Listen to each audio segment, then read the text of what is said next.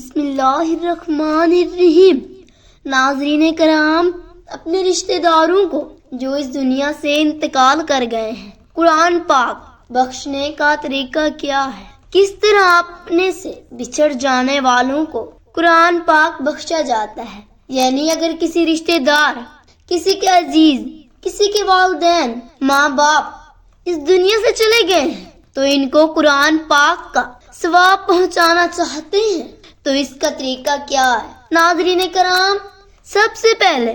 تو یہ یاد رکھیں کہ جب آپ نے قرآن پاک پڑھا ہے تو اس وقت آپ کی نیت کیا تھی؟ اگر تو آپ کی نیت یہ تھی کہ میں اپنے محرم والد یا اپنی مرحوم والدہ کو ثواب پہنچانے کے لیے قرآن پاک پڑھ رہا ہوں یا پڑھ رہی ہوں، تو جیسے جیسے آپ قرآن پاک پڑھتے جائیں گے تو ادھر ان کی روح کو ثواب پہنچتا جائے گا۔ قرآن پاک مکمل ہو جانے کے بعد اگر آپ زبان سے دعا نہ بھی کریں تب بھی بغیر کسی شک و شبہ کے جو کچھ بھی آپ نے پڑھا ہے اس کا ثواب ان کی روح کو پہنچ جائے گا، کیونکہ بخاری شریف کی پہلی حدیث یہی ہے کہ اعمال کا دار و مدار نیت پر ہے۔ اگر آپ کی نیت یہ تھی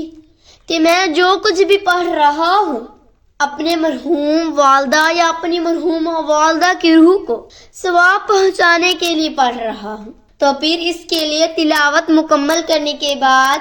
آپ کو زبان سے کہنے کی ضرورت باقی نہیں رہے گی۔ ایک طریقہ تو قرآن پاک بخشنے کا یہ تھا۔ ناظرین، دوسرا طریقہ یہ ہے کہ قرآن پاک مکمل ہو جانے کے بعد اگر آپ دل میں یہ ارادہ کریں کہ میں نے جتنا بھی قرآن پاک پڑھا ہے اس کا ثواب میں اپنے والد یا والدہ کی روح کو بخشتا ہوں یا بخشتی ہوں، تب بھی بغیر کسی شخص کے جتنا قرآن پاک آپ نے پڑھا ہے اس کا ثواب ان کو پہنچ جائے گا۔ اور ناظرین کرامی، تیسرا طریقہ یہ ہے کہ اگر زبان سے کہنا چاہیں اور ہاتھ اٹھا کر دعا کرنا چاہیں، اگر اس طریقے سے بخشنا چاہیں تو سب سے پہلے تو اللہ کی حمد و ثنا کریں، یعنی سورۃ فاتحہ پڑھ لیں، پھر حضور صلی اللہ علیہ وآلہ وسلم کو درود پاک بھیجیں، اس کے بعد دعا کریں کہ اے اللہ، جو کچھ بھی میں نے قرآن پاک پڑھا ہے اور جو کچھ بھی میں نے ذکر کیا ہے اس کا سب کا ثواب میں اپنے پیارے نبی صلی اللہ علیہ وآلہ وسلم کی بارگاہ میں تحفہ پیش کرتا ہوں، قبول فرما۔ اس کے بعد کہیں کہ میں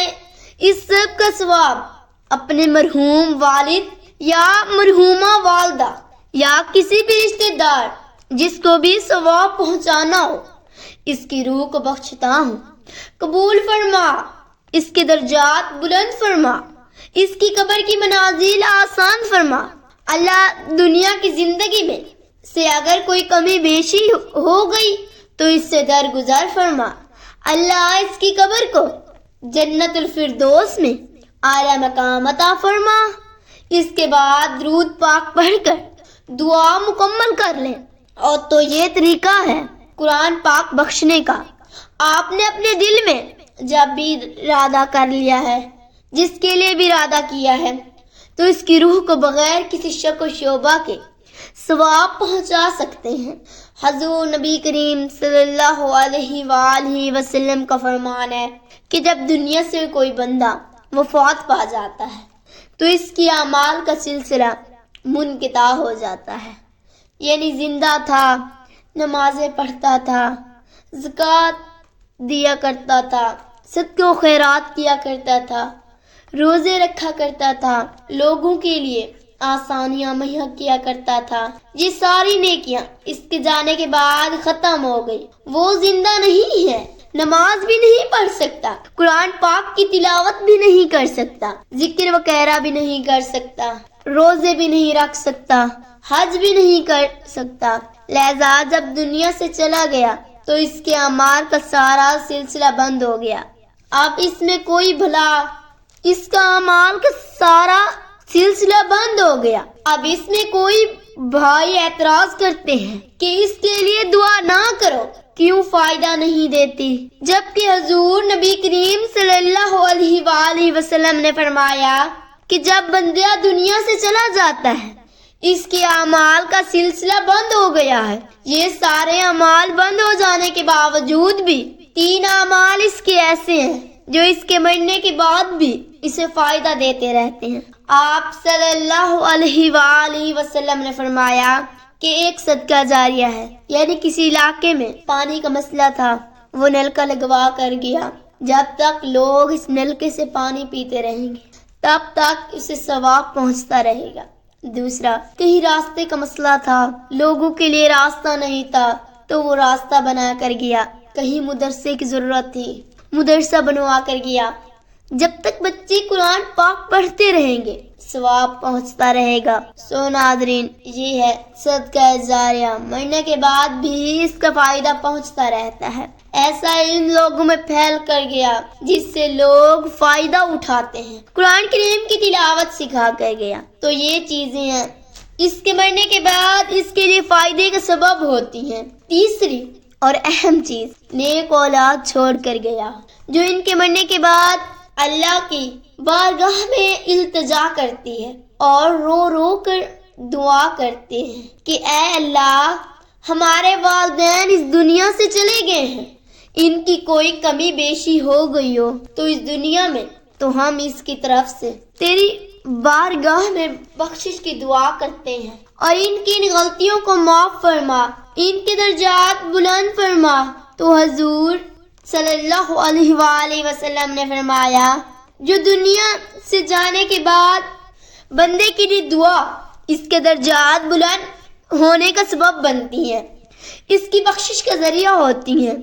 اور اس کی کامیابی کا سبب ہوتی ہے۔ امید ہے کہ آپ کو یہ سال ثواب کا طریقہ سمجھ آ گیا ہوگا اور اس کی اہمیت کا بھی پتہ چل گیا ہوگا۔ اللہ تبارک و تعالی سے دعا ہے کہ اللہ پاک عمل کرنے کی توفیق عطا فرمائے، اور جن لوگوں کے ماں باپ زندہ نہیں انہیں خوب صحت تندرستی والی زندگی عطا فرمائے، اور ان کی جنتی بھی باقی نمائندہ زندگی ہے اسے بیماریوں اور تکلیفوں سے محفوظ فرمائے اور ان کا خاتمہ ایمان پر فرمائے، اور جن احباب کے والدین میں سے کوئی ایک یا دونوں